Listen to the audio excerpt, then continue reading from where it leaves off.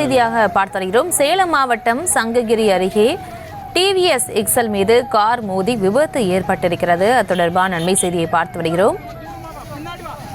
விவரங்களோடு இணைகிறார் செய்தியாளர் சிலம்பரசன். இந்த விபத்து எப்படி நிகழ்ந்தது, விவரங்களை வழங்கலாம்.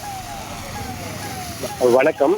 சேலம் மாவட்டம் சங்ககிரி அருகே உள்ள இந்த வைகுண்டம் ஊராட்சிக்குட்பட்ட வாழக்குட்டை பகுதியை சேர்ந்த விவசாயி பால்ராஜ், இவர் அவருடைய எக்ஸல் வாகனத்தில் சேலம் கோவை தேசிய நெடுஞ்சாலையான இந்த ஆவரங்கம்பாளையம் அருகே இந்த சாலையை கடக்க முயன்ற போது கேரளாவில் இருந்து வந்த காரானது அவர் பால்ராஜ் மீது இந்த எக்ஸல் மீது மோதி பால்ராஜ் மிக நீண்ட தூரம் தூக்கி எறிந்து சம்பவ இடத்திலேயே உயிரிழந்தார்.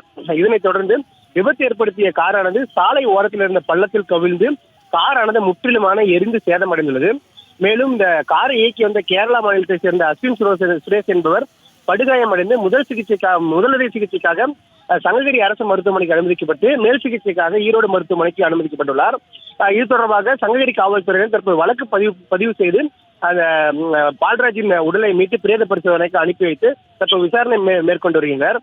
குறிப்பாக இந்த விபத்து ஏற்பட்டு முற்றிலும் எரிந்த காரிலிருந்து மீட்கப்பட்ட அஸ்வின் சுரேஷ் காயங்களுடன் மீட்கப்பட்டு ஈரோடு அரசு மருத்துவமனைக்கு அனுப்பப்பட்டுள்ளார். இந்த விவசாயி எக்ஸல் வாகனத்தில் வந்த விவசாயி தூக்கி வீசப்பட்டு சம்பவ இடத்திலே உயிரிழந்த சம்பவம் பெரும் அதிர்ச்சியை ஏற்படுத்தியுள்ளது. விவரங்களுக்கு நன்றி.